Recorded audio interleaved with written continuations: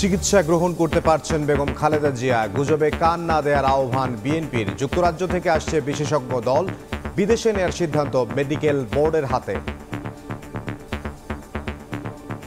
দীর্ঘ 6 বছর যাবৎ আপনারা আমাদেরকে সহযোগিতা করেছেন।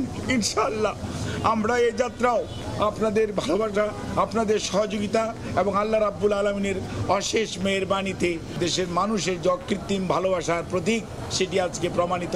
ডাক্তাররা যে চিকিৎসা দিচ্ছেন সেই চিকিৎসা সেটি উনি গ্রহণ করতে পারছেন। বিএনপি চেয়ারপারসনের রোগ মুক্তি কামনায় উপদেষ্টা পরিষদে বিশেষ দোয়া। উচ্চ মর্যাদা বিবেচনায় বেগম জিয়াকে ভিভিআইপি মর্যাদার সিদ্ধান্ত।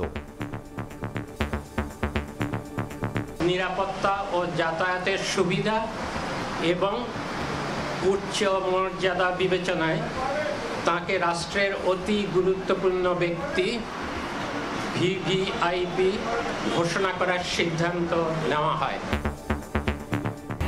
আলাদা দিনে গণভোটের দাবিতে অনড় জামাত। রাষ্ট্র সংস্কারের স্বার্থে এমন অবস্থান, বলছেন গোলাম পরোয়ার। পিছু হটবে না সমমনা দলগুলো। অংশগ্রহণমূলক নির্বাচন চায় ইইউ। নতুন ভোটারদের জন্য উপযুক্ত পরিবেশ তৈরিতে চ্যালেঞ্জ দেখছেন মিলার। যে কোনো পরিস্থিতি মোকাবিলায় প্রস্তুত থাকার দাবি ইসির।